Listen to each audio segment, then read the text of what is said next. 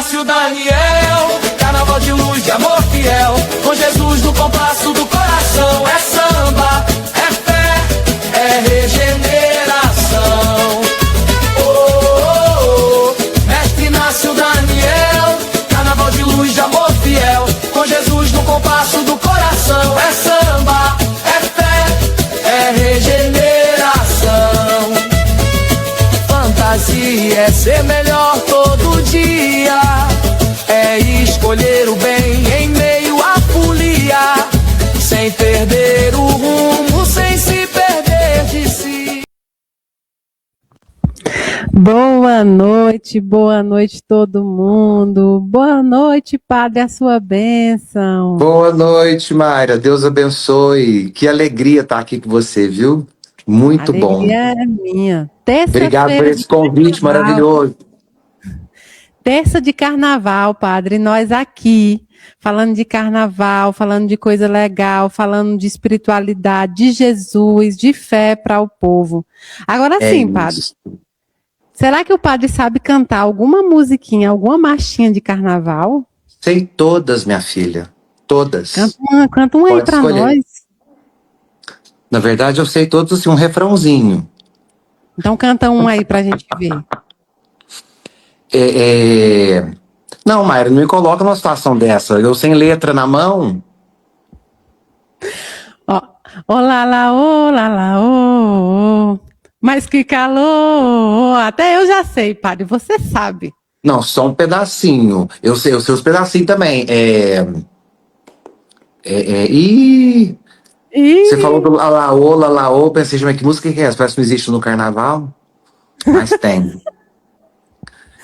Olha, eu tava com uma na cabeça aqui agora que eu queria lembrar, uma bonita, que fala do Arlequim e da... Não, da Arlequina, do Pierrot e da Arlequina, né? Eita, essa é chique, hein? É, uma música linda. Me veio agora, mas fugiu. Tem muita música bonita, né? A gente pega as poesias do período dos bailes, os bailinhos de carnaval, né? O carnaval de salão, que era uma coisa muito, muito familiar.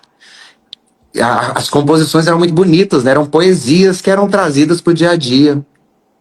É verdade, tem umas da Beth também, e eu fico lembrando dos carnavais antigos. Não sei como era lá onde você estava, mas que a gente jogava massinha, maisena, você era um mela-mela danado, né? Sim. As pessoas na rua. E isso lá no Nordeste? Isso lá no Nordeste. A gente não tinha serpentina, não, mas a gente pegava um negócio de farinha de trigo, chegava que era os ouvidos, a boca tudo cheia de farinha. A gente ficava com... a gente ficava com aquelas lantejoulas, cuspia aquilo uma semana inteira. Pois é, Padre, nessa terça-feira nós vamos falar aqui de muita coisa bonita, mas eu gostaria que você se apresentasse para o nosso público também, porque você só teve uma vez na Casa da Caridade, está me devendo várias visitas, vários congressos, várias coisas, mas eu gostaria que você se apresentasse para o pessoal que está nos assistindo, para o pessoal que está chegando no barquinho agora, que não viu ainda o nosso encontro. Eu sou o Padre Fábio Marinho, sou padre da Igreja Católica Apostólica Romana, sou padre encardinado na Diocese de Uberlândia, que é a minha cidade, a cidade da minha família, a cidade onde estão todas as minhas coisas. E hoje eu fui designado para um trabalho que é novo na igreja, que começou sob o papado do Papa Bento XVI, que nós chamamos de Ministério Digital, para cuidar deste continente digital, onde as pessoas precisam de orientação. E eu aconteci na internet por conta da minha forma de falar tudo sem rodeios. E as pessoas agradaram, umas nem tanto, mas muitas se agradaram desse meu jeito. E eu fui designado, então, como missionário digital. E já tem aí mais de um ano que eu não tenho paróquia física e o meu trabalho é exclusivo na internet. E tive a graça de poder fazer uma visita ao centro e conhecer a Mayra, que é uma pessoa que eu admiro há anos, já seguia, e por ocasião de um podcast do Dan, do LendaCast, a gente se aproximou, porque eu mandei um recado para ela ao vivo, acho que ela ouviu, ficou constrangida e não quis falar não. E aí eu fui para Brasília e tive a oportunidade de conhecê-la, conhecer o centro, conhecer a equipe e ficar apaixonado por vocês. E foi muito bom. Não, na verdade, gente, olha que coisa, né? Nada é por acaso. Eu já era fã dele, seguia ele e conversando com o Dan também, ele falando, Mayra, tem algum padre que você... E aí eu falei, ele falou, você acredita? Aí foi isso no ar também. Você acredita que ele falou que queria conhecer você? Na hora eu fingi costume, né? Que eu também não sou boba, eu fingi costume, eu falei, eu quero muito conhecer e tudo. Mas, gente, ele tem uma assessora, a Aline, viu? Que é difícil. A Aline é difícil. Tô brincando, gente. A Aline é um amor, faz tudo, tadinho. Mas, assim, o meu encontro com o senhor foi muito de espírito, assim. A gente passou um dia conversando e parece que a gente se conhecia, né? Há milênios. E hoje, de verdade mesmo, eu sempre digo isso, é o padre que eu mais admiro, o líder religioso que eu mais admiro dentro da Igreja Católica. Ô, então, Mayra, obrigado pelo seu carinho. É uma honra. Eu queria que você falasse também para o povo sobre a sua viagem que você faz de peregrinação, se estão abertas as inscrições. Muita gente perguntou no Instagram. Nossa, eu quero muito, eu queria muito que você fosse comigo, você vai estar para a África, né? Eu vou para a África, mas eu prometo que no próximo ano eu vou guardar essa reserva e vou com você para lá. Então, mas fala um pouco para o povo onde é que eles podem ver, se inscrever, tem muita gente pedindo. Tem, e assim, há 18 anos eu faço viagens de peregrinação. Eu levo os peregrinos para os santuários da Europa, da Ásia, e esse ano vai completar a minha 17ª viagem para a Terra Santa. Então, já cheguei aí 2 vezes no mesmo ano também. Então, nós faremos o Egito, passando pela Jordânia e terminando em Israel, fazendo o itinerário bíblico do Antigo Testamento ao Novo Testamento. Porque a Jordânia, na Bíblia, no Antigo Testamento, ela vai ser chamada de Moabe. É a terra dos Moabitas. É a terra onde fica o Monte Nebo, que foi de onde Moisés avistou a terra prometida e ali morreu e foi sepultado. Então é na Jordânia esse território hoje. Então nós sempre passamos pela Jordânia, a gente lembra disso, que é um país que passa despercebido, muitas vezes dentro do roteiro bíblico. E eu faço questão de resgatar, porque a Jordânia tem uma beleza exótica, então vale muito a pena. Então esse ano nós faremos em novembro, Mayra. Nós vamos sair dia 13 de novembro e vamos ficar até o dia 25, 26. Acho que são de 13 a 15 dias de viagem por esses 3 países onde eu dou aula das escrituras. Então ali onde as coisas aconteceram, o que foi narrado na escritura, eu tô lá no lugar para mostrar para os peregrinos e para quem nos acompanha onde as coisas aconteceram, onde se deu o desenrolar da história e quais são os lugares que às vezes nem foram visitados, mas que foram citados e que estão lá nas escrituras judaicas e cristãs, por consequência. Então, mês de novembro, Terra Santa. E eu viajo com a equipe da Viator Turismo. Então, quem quiser tiver interesse pela viagem com a gente, pode acessar o site da Viatore, com E no final, Turismo, e colocar Padre Fábio, que aí vai aparecer minha peregrinação em novembro, Terra Santa. Vocês vão mandar um WhatsApp e eles vão entrar em contato com vocês. E você fica me devendo essa, hein, Mayra? Eu vou, nossa, essa viagem é de uma profundidade, tanto na espiritualidade quanto no conhecimento, né? É um roteiro lindo. É lindo mesmo, assim. Eu fiquei apaixonada quando eu conheci também muita gente perguntando na casa. A gente também vai passar essas informações. Vão, porque vocês não vão. Ano que vem eu vou, viu, padre? De qualquer jeito. Você querendo me levar. E você sabe onde eu quero muito que você vá? No roteiro mariano, que a gente faz pelas cidades onde acredita-se que Maria tenha sido vista, né? Que eles chamam de aparições de Nossa Senhora. Então a gente começa em Fátima, Portugal, depois vai para Espanha, passa pelos santuários marianos da Espanha, vai para a França, faz Lourdes, depois vai a Paris por conta da Medalha Milagrosa. É um roteiro lindo também. Esse provavelmente o ano que vem nós teremos. Então eu vou. Também, esse é lindo, você vai gostar muito. Eu vou, com certeza. Eu vou até marcar essa data para não promover nada aqui. E assim, nós vamos sair de parceria, tá? Nós vamos sair um grupo de Uberlândia e um de Brasília. Isso mesmo, com certeza. Imagine, hein, padre? Imagina, agora você não pode bagunçar, porque você é bagunceiro. Eu sou quietinha. Você é a parte bagunceira, porque você é quem vai chefiar. Não, eu tenho a parte de chefiar, mas tem a parte de bagunçar também, minha filha. Principalmente quando tem que fugir para fazer compra. Aí é a parte boa também, Nossa. hein? E tem as luzinhas boas pra gente ir.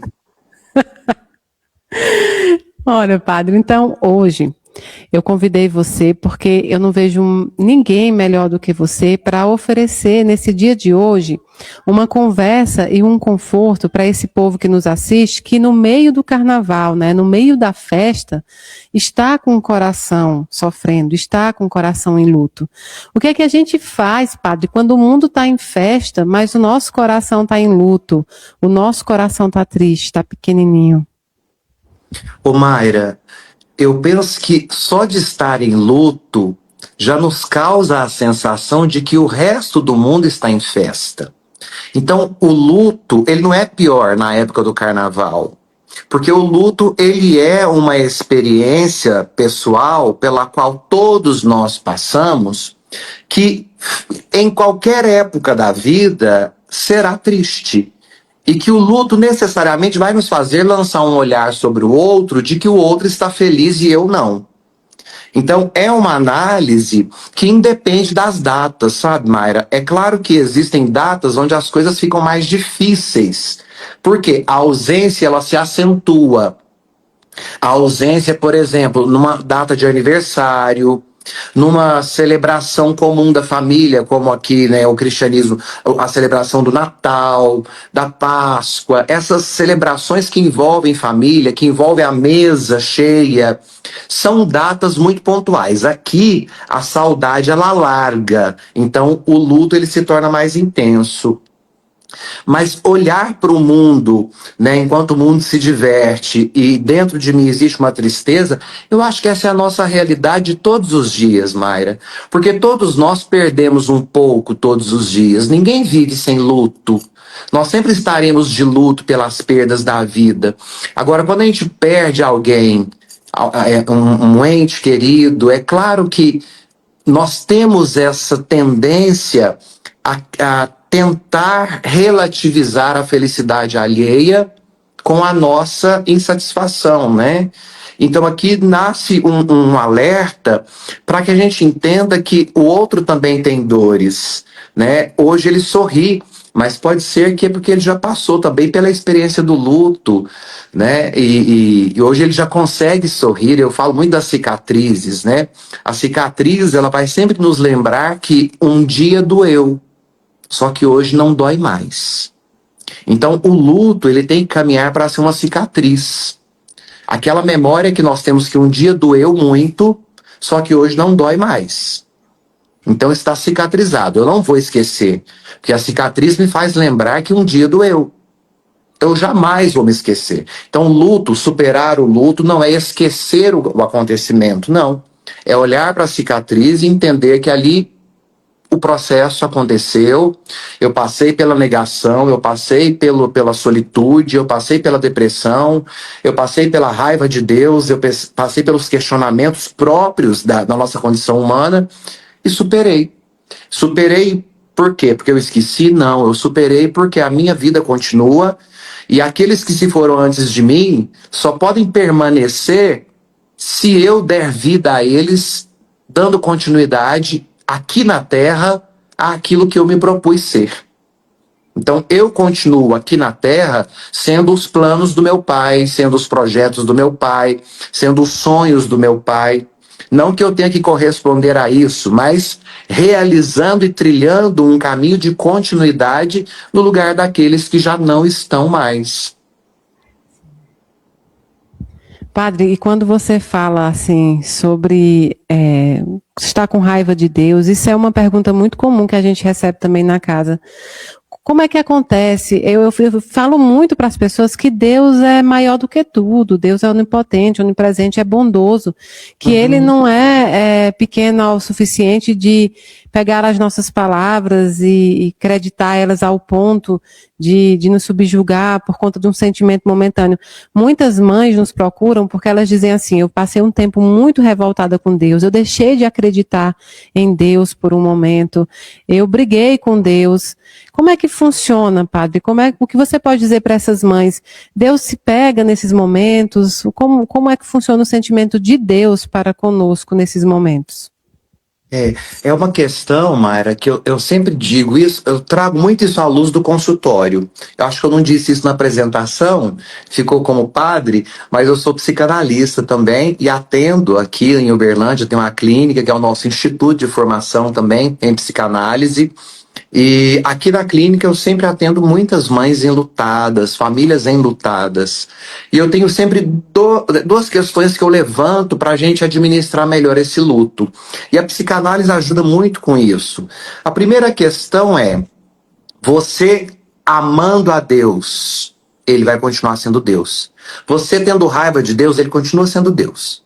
Então, não vai mudar absolutamente nada. O que você sente por ele não atrapalha nada na vida de Deus.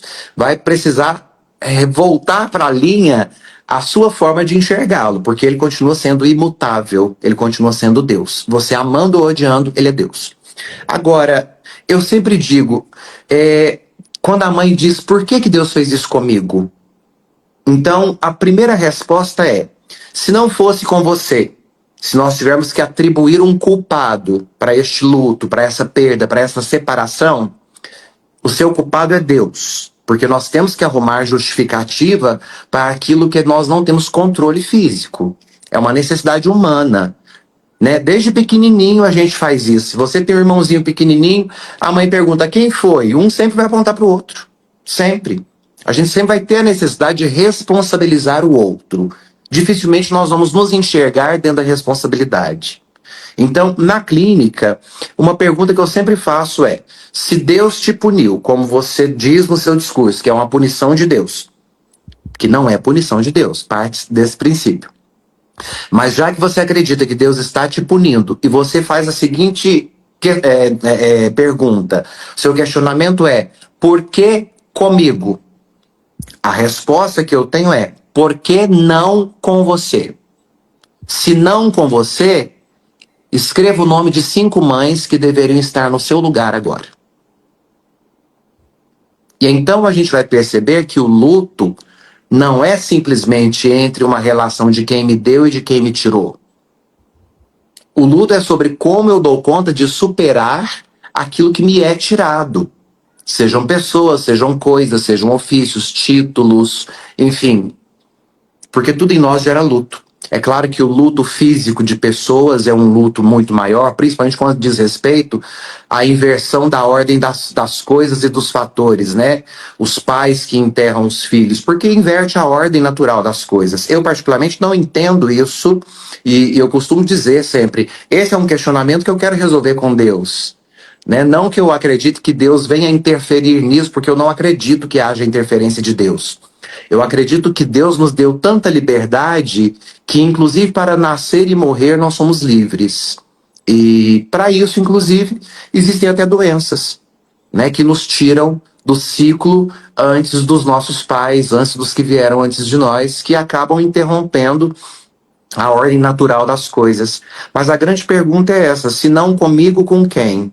E, em segundo lugar, se Deus de fato permitiu que acontecesse e tudo que Deus permite é bom, qual é o meu questionamento? Então, é sempre tentar voltar, Mayra, para a razão, porque o luto ele nos tira da consciência. Então, atribuir a Deus precisa também de lógica. Então, é Deus que tirou? Então, se fez comigo e não podia ser comigo, eu preciso de dar nomes para Deus de quem deveria estar sofrendo no meu lugar. Depois, se não é esse o mérito, não é sobre quem deveria estar no meu lugar, é sobre o porquê que Deus fez. Porque Deus faz e faz tudo muito bom. Se eu acredito em Deus e acredito que o desígnio dele é bom, tudo é bom, inclusive ter perdido um ente querido. Então nós passamos a lançar um olhar sobre Deus que precisa ser um pouco mais humanista, de entendermos a morte como consequência da vida física. Tudo que possui um começo necessariamente terá um meio e um fim. Agora, o tempo em que esse ciclo irá ser fechado não compete a nós saber. Porque nós estamos presos ao mundo da matéria, àquilo que não é tomado pelas coisas espirituais. Então nós enxergamos com a limitação da matéria. Não tem como a gente prever as coisas. Cabe a nós entendermos o máximo sobre nós mesmos. Por isso que eu falo que o maior tempo aplicado, o maior investimento que nós podemos fazer de tempo é em autoconhecimento. Conhecer a si mesmo para entender quais são os meus limites e quais são os meus espaços. Para que quando eu seja pego de repente pela vida, eu tenha consciência de quem eu sou e até onde eu posso ir. É isso mesmo. Autoconhecimento é o caminho que abre portas para todas as coisas, né? Mas você falando, padre, sobre isso, e eu lembrando sobre o budismo. O budismo, eles pregam a impermanência de todas as coisas, eles pregam o caminho do meio, ou seja, nada de extremos, mas eles também falam sobre a arte de morrer. A morte é algo natural que vai acontecer. Fatalmente ela vai nos abraçar e abraçar também quem nós amamos. É uma amiga, não uma inimiga. É preciso que ela aconteça. Mas São nós Francisco chama uma morte de irmã, né? De irmã, justamente, ela vai acontecer e nós temos a certeza disso. A única certeza absoluta é que nós faremos essa passagem, nós morreremos. Mas a gente, aqui nesse plano, nós temos um costume de aprender a arte de viver. E cada um aprende a arte de viver à sua maneira. Viver para uns é farra, viver para outros é igreja, viver para outros é estudo. Cada um adquire uma forma de como essa vida pode ser vivida da melhor forma. Mas nós nunca aprendemos a arte de morrer. Que é bem aí que entra o budismo, quando eles se preparavam para esse momento, né?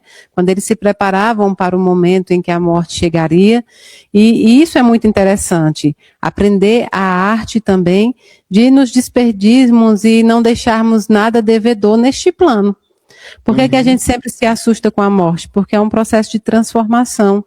E é novo, né? É novo, é algo que por mais que várias pessoas já tenham estudado, cientistas, tudo isso, existe todo ainda um mistério, que é um mistério divino, né? Os mistérios de Deus. Então, eu acho que a gente peca muito no mundo que nós temos hoje de não tratar a morte com a naturalidade e com a bondade que ela requer. Ela é um instrumento, ela não é um inimigo, ela é exatamente um instrumento divino, que é utilizado por Deus. Então, nisso eu acho que a gente ainda peca muito. Nós, enquanto religiosos, né, enquanto cristãos. Então, eu queria perguntar para o senhor, quando não é possível festejar, o que é que a fé de cada um oferece? Cada um dentro da sua religião ou doutrina, mas o que é que a fé pode oferecer no momento que não é possível festejar? Eu acredito que a fé, ela entra como uma válvula de impulsionamento, Mayra, para nós entendermos que para além da nossa compreensão, existe um mistério inefável, existe um mistério que rege todas as coisas e que nós somos parte desse balé. Então, é uma única mão regendo um balé muito complexo, onde cada um dança a sua performance para fazer o todo. E eu acho que o papel da fé é nos fazer entender novamente que todos estamos ligados à mesma mão. Todos estamos sendo regidos pela mesma mão. Uma única mão rege a dor e rege a alegria, rege a perda, rege o ganho, rege a vida e a morte, o nascer e o morrer. E quando você fala do budismo, eu sempre falo isso aqui na escola de teologia, como que o Ocidente é barulhento e como que nós temos a necessidade de que o barulho seja uma constância. O Oriente, ele é por natureza silencioso. A morte é silenciosa. A morte é um sopro, ela é silenciosa. Quem já teve a oportunidade de estar ao lado de alguém morrendo, a gente percebe como que o silêncio é absoluto. Então, a arte de morrer, como você bem colocou, é uma arte que ainda precisa ser apreendida pelo Ocidente. Porque nós somos muito ruidosos. A gente tem necessidade demais de barulho. A A gente tem necessidade demais da agitação, do movimento. Eu acho que a morte ainda nos é tão estranha porque o silêncio nos é estranho. Nós não nos acostumamos ao silêncio. E quando eu digo silêncio, eu vou para além do não fazer ruído. Mas é aquele silêncio que me faz encontrar comigo mesmo, de analisar as coisas criadas com um olhar mais puro, sem querer adjetivar tudo ao mesmo tempo. Então, eu me recordo quando o papai estava morrendo, e a família junto com ele morreu em casa conosco, né? E então, quando a pressão foi caindo, o nosso choro foi parando, o nosso batimento cardíaco vai desacelerando, porque nós vamos entrando num estágio de silêncio tão grande. É claro que depois agita tudo de novo, né? Mas assim, a experiência ali da morte é essa experiência dessa pressão que vai caindo até zerar, né? E é um silêncio que te faz ouvir coisas que você não está acostumado. Então, talvez falte a nós, Mayra, a contemplação do silêncio, a contemplação da própria solitude, de olhar para si mesmo, de ter tempo, de demorar o olhar sobre as coisas criadas e entender que é uma única mão que rege todas as coisas. Tudo está ligado a um único regente e tudo funciona de maneira muito harmônica. A harmonia é essa junção dos diferentes instrumentos tocando um único som. Então eu penso que se a gente investisse mais no silêncio, se a gente investisse mais na escutatória e menos no falatório, a gente teria um pouco mais de compreensão desses mistérios que acabam ocupando este lugar de silêncio e vazio e que são necessários para nós.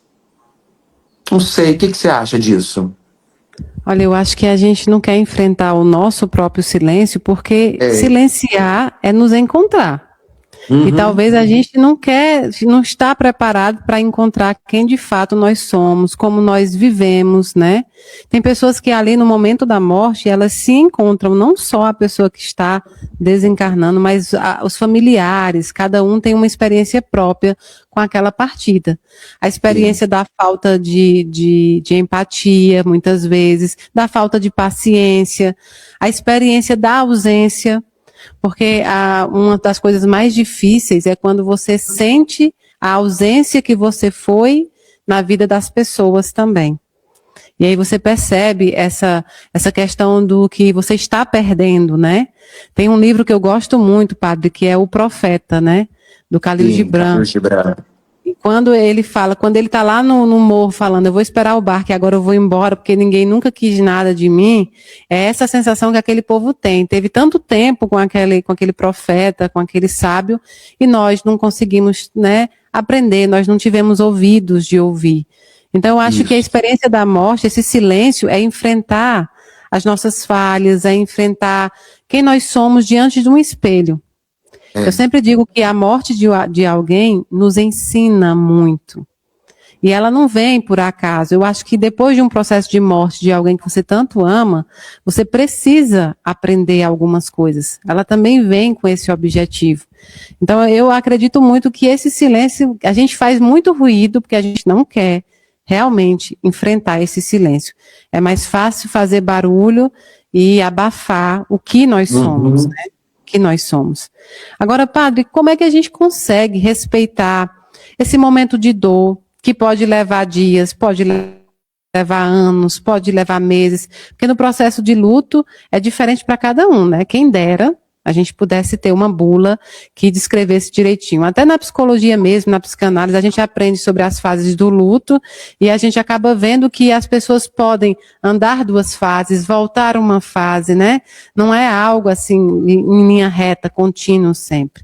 Então eu queria que o senhor pudesse falar como é que a gente pode respeitar essa dor sem ter uma culpa espiritual por estar sentindo dor. Eu acredito, tem uma frase que eu sempre uso, Mayra, que é o seguinte: respeitadas as devidas dimensões da dor de cada um, mas chorar alivia por um tempo.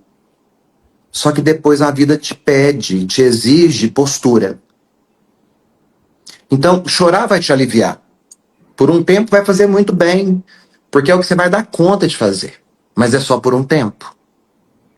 Porque depois a vida exige de mim continuidade. E eu preciso entender que quando o luto ele se estende demais, por diversas vezes eu deixo de viver o luto de quem foi para viver o luto da minha parte que foi sepultada nele. Então eu deixo de sofrer pelo ente querido e passo a sofrer pelos meus ais que foram enterrados com ele. E aqui nasce uma reflexão para a gente, né? Eu ainda estou de luto pelo meu familiar, pelo meu ente querido, ou eu estou de luto pelo pedaço de mim que ele levou? Seja a alegria do domingo, de poder ter alguém que me ouça, porque geralmente as mães sofrem muito com isso, porque geralmente o filho está sempre ali, é quem escuta, é quem dialoga, é quem dá conselho. Então já não é mais a falta do filho, é a falta do conselho, é a falta da escuta, é a falta do acolhimento. Então nascem outros adjetivos e outras circunstâncias que vão prolongando este luto. Então nós precisamos dar nome para o que nós estamos sentindo. A gente precisa colocar nome no nosso luto. Porque nós podemos estar de luto não mais pelo ente querido, mas pela parte de nós que foi sepultada. E então é preciso ressignificar essa parte de nós. Que é o que eu disse, as pessoas elas permanecem vivas a partir da minha continuidade, né? E todo mundo que morre um pouco também da gente. Eu me pego lembrando do meu pai, enquanto meu pai estava morrendo, e eu ficava olhando para o meu pai e eu tentava entender quais as minhas partes estavam morrendo junto com ele. Né? Coisa de psicanalista, né? Meu pai morrendo e eu analisando a morte do meu pai.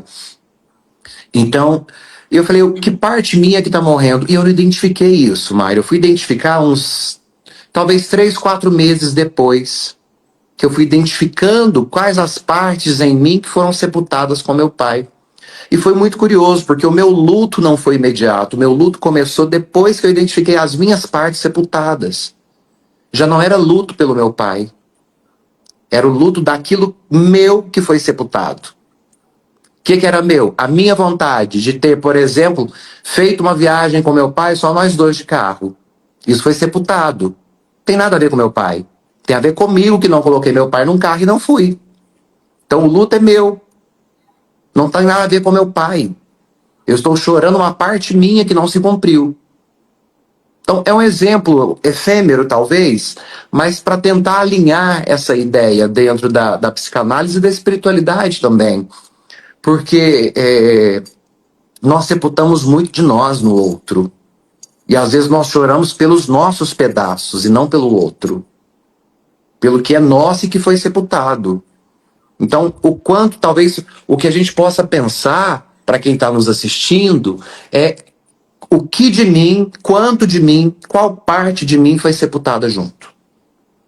E eu preciso entender que eu não posso deixar isso sepultado, porque aquilo que é meu permanece. Né? Ah, mas a vida não vai ser igual. Não vai mesmo. Mas lembra-se sempre que a ferida não pode ficar aberta, ela tem que cicatrizar. Porque ferida aberta sangra sobre pessoas que não te feriram. Então nós temos que fechar as feridas da vida. Senão a gente vai sangrar em cima de pessoas que não nos feriram. Então toda ferida precisa ser cicatrizada. Que é quando nascem os amargos da vida, o mau humor, né, as depressões, as angústias, a falta de vontade, de empatia. Porque a ferida está aberta e eu tenho que sangrar. Então eu vou sangrar em cima de pessoas que não me feriram. Por isso a importância de buscar a cicatrização da história. A cicatrização de si mesmo, esse reconciliar consigo mesmo, com a sua própria história, com a sua própria dor. Foi isso que você me perguntou, Mayra? Foi, mas eu estou aqui impressionada porque é muito profundo. Enquanto você falava sobre quanto de nós, né, nós sepultamos ali. E é bem isso. Eu acho que eu nunca tinha pensado sobre essa ótica, né? Até pensei também no meu pai. E é verdade, eu acho que chega um tempo, e o Espiritismo fala muito, padre, sobre a questão da saudade. Eu acho que, fazendo uma analogia com o que o senhor nos ensinou hoje, a saudade é a cicatriz, né? Agora, a ferida é a dor. É justamente isso. E eu acho que a gente muitas vezes não sabe diferenciar o que é saudade do que é dor. E você disse muito claramente, a ferida aberta é a dor. A cicatriz é a saudade. Porque a saudade vai dizer o seguinte, um dia doeu, hoje não dói mais. É verdade. Quando parte um pai, uma mãe, eles levam um pouco da nossa história, né? Eles levam coisas que a gente nunca vai poder saber, só eles. Justamente. Até porque nós somos fruto da nossa primeira infância. O nosso inconsciente depende disso. E a primeira infância ela é formada exclusivamente por pai e mãe. Ou por quem nos criou na primeira infância, né? Porque às vezes a criança não teve a figura do pai e da mãe, mas teve ali um avô, uma avó, ou dois pais, duas mães, enfim, de quem nos criou na primeira infância. E nós somos resultado disso, dessa primeira infância. E quando eles morrem, a gente sepulta a primeira infância, Mari. E isso não é fácil para todo mundo. Não, não é mesmo. As pessoas às vezes perguntam como líderes como você, religiosos, como espíritas como nós, ou enfim, espiritualistas, lidam com a morte. Porque as pessoas acreditam que pela fé ou a crença que a gente tem, ela se torne mais fácil. Isso não é verdade. A gente sofre as mesmas amarguras que essas circunstâncias nos trazem, mas eu acho que a diferença, pelo menos para mim, é que o exemplo de Jesus Cristo, o exemplo de Maria, eu penso muito em Maria. Como as pessoas acreditam que Maria não sofreu, encaminhando o filho para aquela missão que era tão difícil, acompanhando o seu calvário, e não tentou salvar? Você vê que Maria aceitou aquilo, né, que deveria acontecer com um perfeito espírito, mas ela sofreu, certamente ela sofreu vendo tudo que aconteceu com o filho dela. Com certeza. O evangelista Lucas fala isso quando ela vai apresentar Jesus no templo, de acordo com a tradição judaica, que dizia que após 40 dias do parto, que é o período em que a mulher ainda sangra para limpar as paredes do útero, depois que a mulher para o sangramento de limpar o útero, ela está pura. Então, parou o sangramento, ela está purificada, ela vai ao templo oferecer um sacrifício de purificação. E quando ela chega no templo, Simeão pega o menino no colo, reconhece que ele é o Messias. O Simeão era um velho profeta que cuidava ali do templo. Fala, esse menino vai ser causa de divisão para muitos povos. E aí ele faz toda uma profecia em torno de Jesus e olha para Maria e diz, quanto a ti, uma espada de dor vai te transpassar o coração. Então, a profecia acontece ali, no ato em que ela oferece o sacrifício pelo menino, né? E ela carregou isso a vida toda. Por 33 anos, ela sabia que uma espada de dor deveria cravar a sua alma, o seu coração. E não foi diferente disso, tanto que a gente vê que os relatos bíblicos mostram todos eles que Maria está aos pés da cruz, né? E isso não é meramente uma metáfora.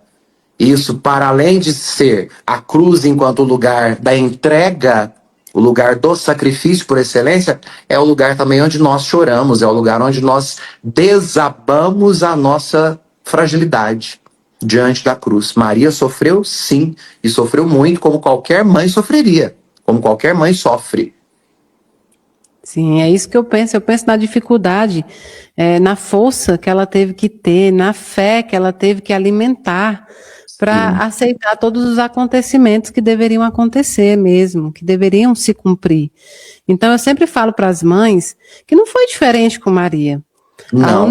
A única diferença é que Maria tomou para si, né, também a missão do seu filho e fez com que se cumprisse. E eu digo muito para elas, honrem a memória dos seus filhos, honrem a memória daqueles que você tanto amou, daqueles que partilharam uma vida terrena também com vocês. Porque eles poderiam ser filhos de qualquer um, mas Deus determinou que fosse seu. Então, assim como Maria, os pais, as mães, os entes queridos que estão ali têm uma missão de amparo também com essas pessoas, com esses espíritos, e que também está no momento da morte. Há amparo também ali da gente no momento da morte. Eu fiquei pensando muito nisso uma vida inteira eu sempre pensei nisso, o quanto as pessoas acham que foi fácil às vezes para Maria, parece que foi uma situação, e não é, era a mãe, né? Era a mãe que entregava, e como bem disse o senhor, passou 33 anos sabendo desse destino que teria o filho, né?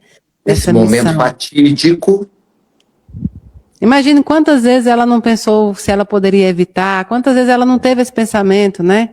E teve que aprender a suportar a realidade. Eu acho que no luto, quando você percebe que você precisa aprender. E não é a viver sem, porque as pessoas falam assim, eu não estou vivendo, eu estou sobrevivendo. Não é isso. Você precisa aprender a conviver com isso, né? Faz parte do nosso caminho. A dor também faz parte do nosso caminho. E eu sempre digo para as pessoas, Deus não erra caminhos. Isso é fatal, Deus não erra caminhos. Então, essa compreensão acho que nos falta. Mas, padre, também na sociedade que nós vivemos, até saindo, ainda dentro do assunto, mas saindo um pouco, a sociedade que nós vivemos, ela está sempre nos vendendo uma felicidade eterna, onde as pessoas precisam estar sempre felizes, todos os dias, todas as horas. Você vê isso na rede social. Muita gente sorrindo, muita gente mostrando como a vida é bonita, como as coisas estão bem. Muita gente mostrando as fotos que ele tem. E tudo bem, porque ninguém é obrigado a mostrar a parte ruim, né? Não? Quem é que também... As pessoas falam, não, quando eu vejo no Instagram é diferente da vida real. Claro, quem é que vai ficar postando foto feia? Não, postar as melhores, né? Mas justamente. Assim, mas olha, é uma sociedade que parece que obriga as pessoas se sentem obrigadas a não ter fraquezas, a não ter momentos difíceis, se sentem envergonhadas em ter, né? Numa época atrás, se você pegar as fotos dos nossos avós ou dos nossos pais, as fotos são eles sérios, você já percebeu? Não tinha muita foto, aquele sorriso, tá sempre Não, sério, por dois né? motivos, né? Um, porque era próprio das pessoas demonstrarem autoridade pela seriedade. Segundo, que a maioria não tinha dente na boca. Então, tinha que ter essa consideração. Tem que fazer essa consideração, né, padre? Pior que é verdade, padre. Hoje a gente tá trocando apartamento por dente, hein? Não é? E assim, faz todo sentido, né? Você já viu o comercial que você vê o outdoor, tem uma pessoa sem sobrancelha e uma pessoa faltando um dente. Você não percebe a sobrancelha. A falta da sobrancelha, É verdade, viu? Então, mas essa sociedade que nos obriga a estar bem, é essa pergunta que eu queria chegar. Como é que Jesus ensina a respeitar os tempos da alma? Como ele nos ensina a nos respeitar nos tempos de dores, nos tempos de fraqueza, nos tempos de sacrifícios? É isso que eu queria perguntar para você. Sabe, Mayra, eu fico prestando atenção nessa sociedade, principalmente agora que eu lido direto com a internet, e as pessoas acham que a gente tem que estar bem o tempo todo, que a gente tem que acertar o tempo todo, e que a gente tem que falar só coisas lindas o tempo todo, né? Então, a gente não pode entrar para fazer um desabafo, para xingar alguém, e a gente não pode, né? E eu entro para xingar alguém, às vezes eu vou ali, eu bato boca, eu gosto. E aí, as pessoas, mas isso não combina, não é para isso que você tá na internet. Não é para isso também, né? Porque a internet é esse território de pessoas feitas de carne e osso, mas que estão escondidas atrás de um aparelho, né? Seja um computador, seja a tela de um celular, enfim. Mas são pessoas, né? E a partir do momento que existe uma opinião, existe ali a necessidade de posicionar-se enquanto sociedade. Agora, no fundo, eu acredito, Mayra, e aí você como sacerdotisa do seu lar espírita, você também tem autoridade para dizer isso. Todos estamos muito exauridos. A sociedade de modo geral. E eu digo mundo, tá? Você sabe que eu fiquei agora meses para a Europa e voltei. As pessoas estão cansadas. Existe um cansaço generalizado, por que não dizer globalizado? Porque fala-se tanto em globalização, globalizamos para além do Covid o cansaço pós-Covid, que foi a necessidade de ganhar tempo que se perdeu com o Covid. E nós saímos de uma pandemia exauridos de medo, porque o medo tira nossas forças, e tivemos que, da noite para o dia, recuperar 2 anos de uma pandemia que nos tirou tudo, inclusive a saúde mental. E a gente não teve tempo para descansar. Isso é tão estranho, porque quando a gente para descansar, eu não sei se você tem isso, mas eu tenho. Quando eu paro para descansar, eu estou sempre em alerta com a ideia de que eu estou fazendo algo errado. Porque parece que ficou incutido em mim que eu tenho que produzir o tempo todo, que eu não tenho direito de descansar. E com isso as nossas imunidades, digo isso por mim, a minha imunidade cai, eu tenho que viver com antidepressivos, imunossupressores, por quê? É a necessidade de dar conta o tempo todo para um mundo que exige pressa, enquanto todos nós que fazemos o mundo girar, estamos exauridos. Então quem está exigindo pressa de quem? Se todos estamos cansados e exauridos, nós estamos correndo tanto para quem? Para onde? Essa é uma questão que você tem que me ajudar a responder. Não, mas é justamente isso. A gente não está sabendo para onde correr, nem como correr. A gente está tentando fazer sair do lugar. Só que sair do lugar sem um destino, sair do lugar sem uma organização e sem principalmente amor próprio, porque se cuidar também é amor próprio. Eu entendo muito o senhor, porque houve uma fase da minha vida que eu achava que eu precisava estar sempre também fazendo algo. Sempre produzindo. Eu achava que eu tinha que estar... eu fazer o nada, que tem que ser normal. De vez em quando fazer nada também né, uma forma de você se cuidar. Isso me pegou muito. Eu tenho uma dificuldade, padre, confesso, assim, uma dificuldade minha é o não.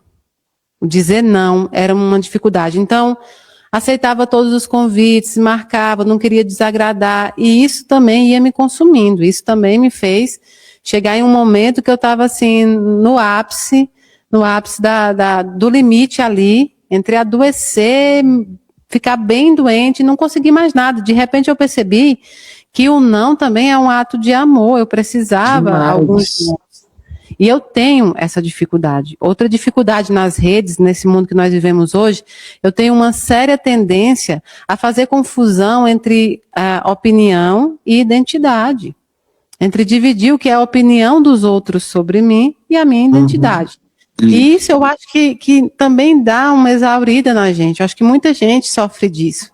A questão do estar sempre correndo, a questão de estar sempre ligada numa opinião alheia, que não te pertence. De repente você está vendo ali a pessoa colocar sobre você algo que você não reconhece, mas você, em vez de olhar aquilo ali e falar, não sou eu, vou passar direto, você se prende a isso aí. Então, assim, eu passo muito por isso e acho que essa correria nossa é uma forma também de falta de cuidado, não é? Porque para você cuidar dos outros, você precisa se cuidar, né, padre? Justamente. É o que nós conversamos aquele dia em Brasília. Quem cuida de quem cuida? Porque essa semana, você sabe, eu tive uma queda de imunidade. Eu estava em São Paulo trabalhando na outra semana. Tomei uma chuva, bastou uma chuva para eu ficar de cama. Eu cheguei em Uberlândia, eu não consegui fazer nada. E eu tô até hoje, assim, ressaqueado da imunidade, sabe? E eu fico pensando assim, querendo ou não, analiticamente, você trouxe um ponto que é muito importante, a internet. As pessoas falam, o senhor sofre com os seus haters, né, que são aqueles que me odeiam, que falam mal de mim o tempo todo na rede social? E a minha resposta é sempre, eu não sofro. Só que tira a energia da gente. Porque o simples fato da gente ter que se ocupar daquela mentira, daquela fake news, daquilo não se tornar verdade para os desconhecidos ou para os desavisados, gera em nós uma perda de energia muito grande. A gente tem que vigiar, sabe, a opinião do outro, para não deixar que a opinião do outro envenene as pessoas. Então, eu que tenho meu trabalho 100% hoje, é 100% voltado para a internet, Mayra, é exaustivo demais, demais. Então, assim, eu agradeço a Deus quem dá conta de conviver comigo, porque a Aline é uma santa, você sabe, né? É porque não é fácil. E assim, a Aline, ela filtra muita coisa ainda para não chegar em mim. E não tem como ser diferente, né? E de fato suga a energia da gente. E essa necessidade que as pessoas têm de sempre mostrar que estão boas, que tá tudo bem. Eu não tenho essa necessidade, porque quando eu não tô bom, eu vou pra rede, inclusive, falo que eu tô péssimo. E ainda falo quem me deixou péssimo, dou nome ainda, pra quem me deixou ruim. Que é pra não sofrer sozinho. Então, assim, eu tô assim porque fulano fez isso, assim, eu não dei conta de administrar isso aqui não, hein? Padre, uma dúvida, como é um xingamento de um padre? Porque assim, a gente que é espírita, de vez em quando a gente salta com outro, obsessor, uma coisa assim, sabe? Não, o meu é uma coisa mais laica.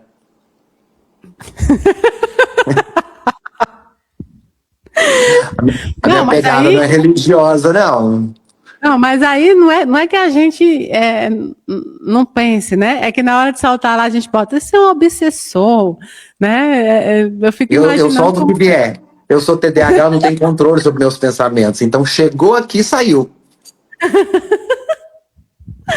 Ai, meu Deus. Ó, vou te dizer, eu também, eu vou começar a criar uns fakes aí para dar uma xingada, porque é Eu não tenho difícil. como criar fake, porque as pessoas já me conhecem, sabem que eu falo mesmo, que eu xingo mesmo, que eu mando mesmo, e enfim. Então, assim, eu já não gasto mais energia com isso, Mayra. Isso é bom, viu, padre? Eu acho que isso faz parte de um processo de amadurecimento. Eu sempre digo que na minha caminhada, eu, eu conheci Jesus não dentro da religião, não dentro ali dos centros. Eu conheci Jesus quando eu passei a ouvir e acreditar a voz dele, sabe? Pensar assim, olha, eu não quero decepcionar a Deus, mas aos humanos, se for necessário, não tem problema. Então, acho que eu passei a ver dessa forma, mas ainda em aprendizado, viu? Mas se o padre pode xingar, significa que eu também posso. E qualquer coisa eu me confesso com o senhor e fico, né? E aí não é possível, o senhor não vai intervir por mim, né? Agora, padre, já está chegando no final. Eu queria fazer umas perguntas que foram feitas pelo público. Ah, Primeiro, o povo quer saber se, antes de ser padre, o senhor já foi a carnaval.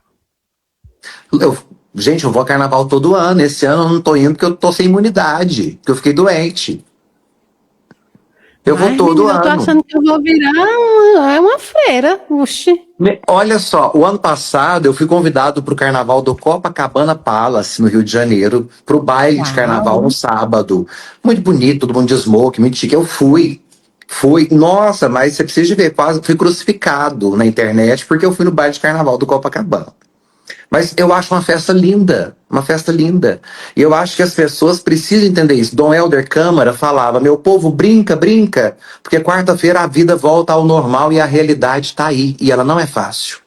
Então brinquem o carnaval. É claro que o carnaval de uma outra época, né, sem os exageros, porque hoje em dia as pessoas são tão artificiais que até a felicidade precisa ser entorpecida. Ou se bebe muito, ou se drogam muito, ou fazem muito sexo. Enfim, tudo é excessivo porque as pessoas já não querem mais estar presente mesmo, estar no aqui, no agora. Então criou-se o excesso. Eu não participo de excesso, não gosto de excesso. Não tem nem saúde para isso. Mas eu amo a festa do carnaval. Amo. Acho uma festa linda. Acho que é a festa onde todas as pessoas são iguais, todas as classes sociais tornam-se uma só. Eu acho que é a festa da igualdade. Tirando todos os exageros pelas carências, que eu falei de sexo, de bebida, de droga, porque isso acontece até dentro de casa. Até em festa de Natal acontece, não é porque é carnaval que é diferente, né? Mas as pessoas querem demonizar o carnaval. Não, o carnaval é uma festa para ser divertida. E eu adoro, adoro. Só não fui esse ano porque de Ai, fato eu tinha Eu Olha, fiquei com pai, essa gripe. eu gosto também, mas sabe um carnaval que eu quero ir? Mesmo sabendo da minha dificuldade, que eu também gosto de festa onde eu possa sentar, né? Onde tem uma Não, eu comida. levo banco para tudo. Eu já Eu levo penso, banco e levo meu Dorflex. mas eu ainda quero ir num carnaval em Salvador. Eu quero ir, ver como é acompanhar um trio. Eu não sei se eu também tenho saúde nem perna, Mas a mas eu gente vai ainda um quero. pouquinho. Vamos junto. Vamos, padre, nem que a gente fique ali, ó, Vamos. só aqui no, No né? Não dedinho. sei dançar, não sei dançar bem, mas a gente fica ali No acompanhar, sei balancê, balancê. Quero lá, ó. brincar com você. Entra na roda. Nananana. No Ó, balancê, balancê. olha Lembrei. aí, já dá pra gente fazer um trio, eu e você. Já, minha filha. Isso aqui E eu a gente lançou isso aqui, ó. tenho uns amigos em Recife, que o carnaval de Recife é grande, nós monta um trio. Só que, padre, nesse trio vai ter que ser assim, vai até quem já morreu. Porque tem eu e tem você, aí vai até quem já morreu, entendeu? Atrás da verde e rosa, só não vai quem já morreu. No nosso caso vai A gente também, muda. Atrás da verde e rosa, vai até quem já morreu. isso mesmo. Eu acho que é por aí. Eu acho que as pessoas imaginam que espiritualidade tem a ver com tristeza. E isso nunca foi, Bobagem, né? né? A espiritualidade é a alegria. Quando você conhece a espiritualidade, você conhece a esperança, a força, né? E o povo, todos nós já somos muito sofridos do dia a dia, já somos, né? E as pessoas que cometem esses excessos por fuga, muitas vezes é fuga de coisas que elas querem fugir, não acontece no carnaval, elas levam aquilo para o carnaval. Já está Isso, justamente. transbordando, Eu né? sempre falo, a pessoa não chega no carnaval e a coisa acontece ali, ó, pof, mágico. Não, ela já levou de casa, nem que seja a predisposição para errar, a predisposição para fazer merda. Então ela já foi preparada para isso. Não foi o carnaval que deu. E ela vai fazer isso no Natal, na ceia de Natal, com a mãe e o pai na mesa, e ele vai no banheiro e faz, vai pro fundo da casa e faz. Então não é o carnaval. A doença está nas pessoas. As pessoas estão adoecidas espiritualmente e fisicamente. Exatamente. E não se curam e ferem outras pessoas. Tem uma frase que diz que pessoas feridas ferem outras Sério, e não isso. se curam, né? É o que o senhor falou sobre a ferida que sangra em cima Isso. dos outros. Ensina o Então, tempo todo. eu acho uma pequenez a gente limitar a espiritualidade a datas, a situações que são experiências terrestres. Você não foge das experiências terrestres, né? Você aprende, você... Então, isso acontece também dentro do espiritismo. Há uma demonização, principalmente do carnaval, como se só nessa época de carnaval tivessem esses acontecimentos, né? Uma energia mais pesada. Não. A energia é da pessoa. A energia é da pessoa. E eu acho uma festa que envolve arte, envolve música, envolve ali um monte de empregos, né? Gira um monte de empregos. Muita Isso. gente vive o carnaval. Então, eu também não vejo como demonizar algo e tirar a responsabilidade nossa. A gente acaba demonizando seres inanimados como uma festa e tira a nossa Isso. responsabilidade, né? O que eu É. cometo, meus atos. Então, Uhum. bom, então, pronto, eu já sei que o padre me disse aqui, que eu já posso ir para o bloquinho. Eu não sei nem se eu não saio daqui, padre, já vou para um bloquinho ali. Já tô aqui É pronta. porque lá pro Nordeste, Salvador que fica, agora até julho, né? Emenda Fica, com São João da Salvador. Paraíba.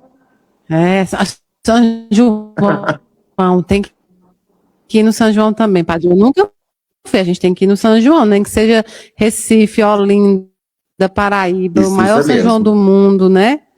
A É. gente precisa ver, porque São João também é bom, viu? As comidas. Aqui é como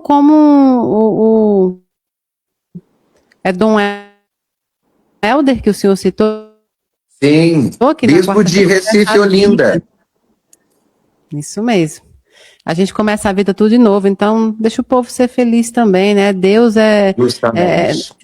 nos quer felizes, Ele não quer ninguém triste. A gente é que produz a nossa própria tristeza com esse livre-arbítrio, né? Que nós ganhamos como presente, como um ato de confiança, mas que requer muita responsabilidade e que E que nos ninguém falta, soube né? fazer nada com isso. Eu, por mim, já cancelo o meu, padre. Eu Eu por mim, já falei posso isso, cancelar. falei, gente, onde que entra para fazer o cadastro para cancelar o livre-arbítrio? É isso, eu quero que cancele, porque aí fica mais fácil para mim, né? Que aí só. E aí a gente pode botar a culpa, né? em Deus. Para botar a culpa em quem podia, né? Nos Isso. gerir, não foi, né? Assim, Justamente. a gestão. Padre, eu queria que o senhor deixasse uma mensagem para as pessoas que estão atravessando essa festa em silêncio, as pessoas que estão em lutadas recentes, as pessoas que tiveram perdas emocionais, porque quando a gente fala em luto, se pensa muito no instrumento morte, mas tem as perdas emocionais, um casamento que acabou, um emprego que não deu certo, né? Uma briga familiar. Então eu queria que o senhor deixasse uma mensagem para essas pessoas. Eu reitero o que eu disse para você antes, Mayra. Chorar alivia por um tempo, mas depois a vida te pede atitude. E por mais difícil que seja, lembra que você continua. E enquanto a sua história estiver sendo escrita nessa terra, você tem que dar o máximo de você mesmo. Porque quem fica não merece os nossos restos. Quem fica merece que a gente esteja inteiro. Então que Deus nos dê força, sabedoria para chorar o tempo certo e para que no tempo certo a gente tenha atitude.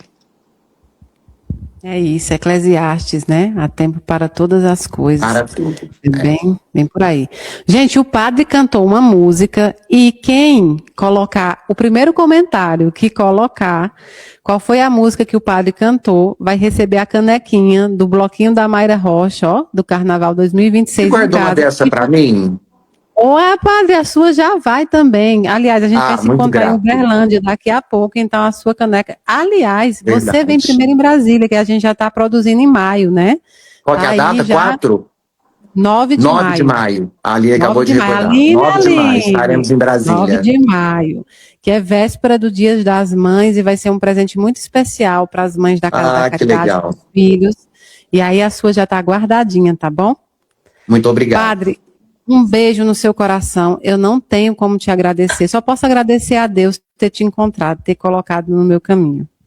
Eu que agradeço a Ele por ter feito eu ter te encontrado também, viu? Te amo sua vida, amo seu trabalho e peço a Deus que abençoe tudo que vocês fazem. Todo esse povo muito que está nos assistindo também. Um beijo, padre. Deus te abençoe. Obrigado. Nos vemos em breve. Um beijo, gente. Deus abençoe. Mestre Inácio Daniel, carnaval de luz, de amor fiel, com Jesus no compasso do